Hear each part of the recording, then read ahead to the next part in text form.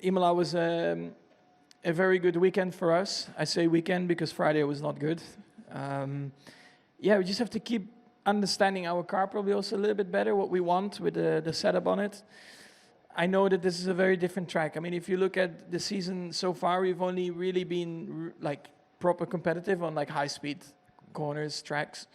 Now, Monaco, I don't think is a high-speed track, so I'm a little bit more reserved, I think, for this weekend. Naturally, even if you have, let's say, the best car, to nail it in qualifying around here is very tough. So, yeah, we just have to see what happens tomorrow and, yeah, work from there. Last weekend doesn't change anything. I think it still shows that we're vulnerable in certain areas. We still have things to improve on, even though we've had some great weekends where we've looked dominant and we have been dominant. Clearly, we still have some weaknesses. So it's focusing on the good stuff, but trying to work on those weaknesses and improve. But that's Formula One. That's life every day in Formula One. So no, we're still excited. We're excited for every weekend. I'm sure the others have improved, but yeah, we'll keep our heads down. I think in Imola the car was feeling really good on Saturday. So it is a bit difficult, a little bit unpredictable when you get to the limit, I would say. It clearly has a lot of pace there, but it's not always the easiest to extract it just from not being able to fully predict what's going to happen. Every now and again it is better than what it has been at other races, but yeah, when you get right to the limit, sometimes it can do some slightly unexpected things, but overall it's still a very, very strong car. The whole weekend was difficult on my side, and I know where I did wrong and how to improve for the next home Grand Prix, which is going to be Monza. But yeah, overall was a shame. But you know, since I put the medium in that second stint, I started to have issue with the throttle and starting to lose power, and then eventually went off completely. So definitely I could feel something was wrong in the car. But I was just hoping that I could, you know, it would have held on and, you know, hoping to finish the race. But unfortunately, it didn't happen. But yeah, of course, it's a shame because to finish like this, the first home Grand Prix is never good. But now we got another weekend to bounce back.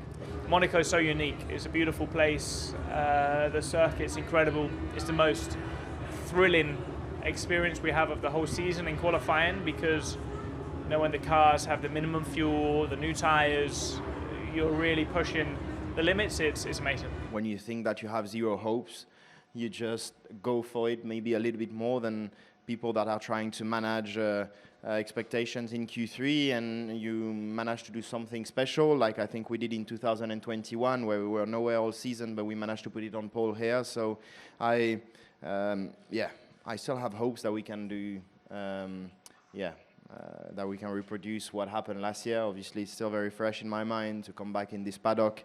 The last time I was there, we won, and it was a very special moment for me. It will be interesting. I mean, I have no idea how it's going to affect us, but I'm glad we have some. I'm glad it's something new. If we come to every year, we come to Monaco, it's the same format every weekend, and you get pretty much the same result, one stop. I think at least this time we're forced to have to do 2 stops, and you've got to decide whether you do that early or later in the race. So I definitely think it throws a spanner into the mix. Hopefully it makes it a little bit more exciting than it already is. There's an element of lottery with the 2 stop that we will need to keep an eye on because it's clearly, it's going to throw some curveballs into strategy and everything, but I truly believe if you have the good speed here in Monaco in quali, you normally have good speed in the race. This has been the trend, so we need to feel confident and go for it this weekend. It's important to build up, slowly and, unleash everything you have, at the right moment, which is qualifying. If you take a step back, it's difficult to recover from it, and this is what you always need to do. Now there is a 2-stop race this weekend, and it's going to be quite different in terms of building the weekend and taking different approach to it. So I'm looking forward to see how that plays out and if it changes a big amount. I think there's many ideas around, but I think there's quite a few obvious ones. But no one will have them exclusively, but it really all depends on your starting position, on the lap 1 dynamic, and where you are in terms of track position. But it certainly puts an element of unpredictability into it. Look, we'll approach it open-minded and just do the best. I love this track. Good memories last 2 years, especially. Last year had a good results, so had a good confidence in this track. Again, it's a different team, and obviously the car behaves probably slightly different to how I used to drive. So probably I have to slightly take it easy more than usual. But it's just anyway, the Monaco, none of the driver probably will drive 100% from FP1 anyway. So yeah, I'll just focus on myself and build up from FP1 and put it all together in qualifying. I think with these cars and the weight of them around such a narrow track like Monaco, it's also with these softer tires, it sounds strange, but it's actually easy to overdrive as well. You kind of have to wait for the track to come to you, and you kind of have to be quite disciplined in your driving. You don't want to feel out of control, and you can get to a point where you take so much risk that you just aren't comfortable and you can't build on it. It's difficult to predict or have a clear idea of what the performance is going to be at.